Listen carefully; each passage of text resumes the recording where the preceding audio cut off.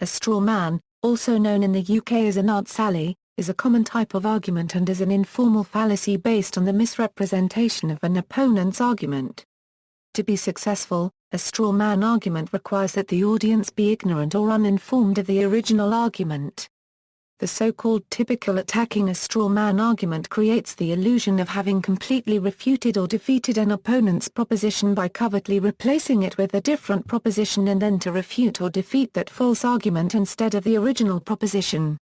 This technique has been used throughout history in polemical debate, particularly in arguments about highly charged emotional issues where a fiery, entertaining battle, and the defeat of an enemy may be more valued than critical thinking or understanding both sides of the issue. Origin. As a fallacy, the identification and name of straw man arguments are of relatively recent date, although Aristotle makes remarks that suggest a similar concern. Douglas Walton identified the first inclusion of it we can find in a textbook as an informal fallacy in Stuart Chase's Guides to Straight Thinking from 1956. However, Hamblin's classic text fallacies neither mentions it as a distinct type, nor even as a historical term. The idea of men of straw, who can be knocked down by the lightest puff, the smallest breath of truth, erected by invaders upon a field to scare away others who might join the movement, can be found in Victoria C. Woodhull's The Scarecrows of Sexual Slavery, written in 1873. The origins of the term are unclear. The usage of the term in rhetoric suggests a human figure made of straw which is easily knocked down or destroyed, such as a military training dummy, scarecrow, or effigy. The rhetorical technique is sometimes called an Aunt Sally in the UK, with reference to a traditional fairground game in which objects are thrown at a fixed target. One common folk etymology is that it refers to men who stood outside courthouses with a straw in their shoe in order to indicate their willingness to be a false witness. Structure. The straw man fallacy occurs in the following pattern of argument: Person 1 asserts proposition X, Person 2 argues against a false but superficially similar proposition Y, as if that were an argument against Person 1's position. This reasoning is a fallacy of relevance. It fails to address the proposition in question by misrepresenting the opposing position. For example, quoting an opponent's words out of context that is, choosing quotations that misrepresent the opponent's actual intentions. Presenting someone who defends a position poorly as the defender, then denying that person's arguments are thus giving the appearance that every upholder of that position has been defeated. Inventing a fictitious persona with actions or beliefs which are then criticized, implying that the person represents a group of whom the speaker is critical. Oversimplifying an opponent's argument, then attacking this oversimplified version. Examples: straw man arguments often arise in public debates such as a prohibition debate. A. We should relax the laws on beer. B. No, any society with unrestricted access to intoxicants loses its work ethic and goes only for immediate gratification. The proposal was to relax laws on beer. Person B has exaggerated this to a position harder to defend, that is, unrestricted access to intoxicants. It is a logical fallacy because Person A never made that claim. A. Sunny days are good. B. If all days were sunny, we'd never have rain, and without rain, we'd have famine and death.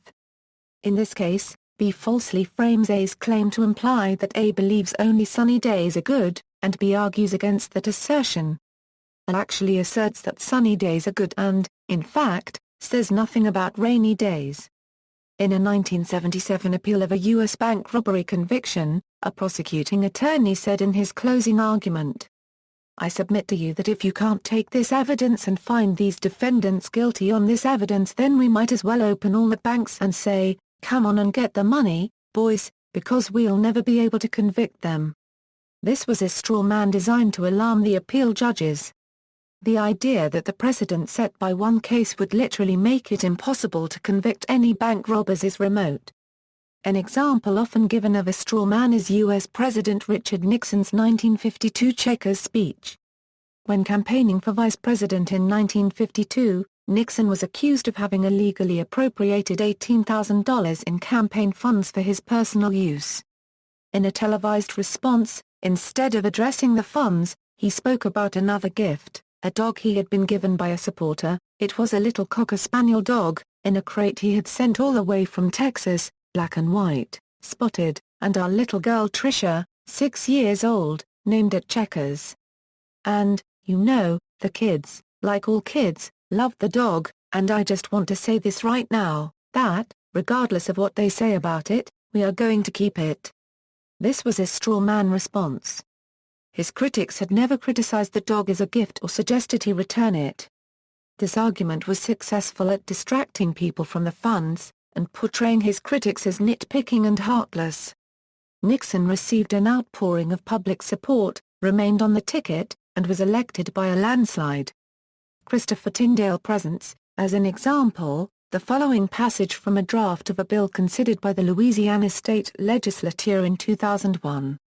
Whereas, the writings of Charles Darwin, the father of evolution, promoted the justification of racism, and his books on the origin of species and the descent of man postulate a hierarchy of superior and inferior races.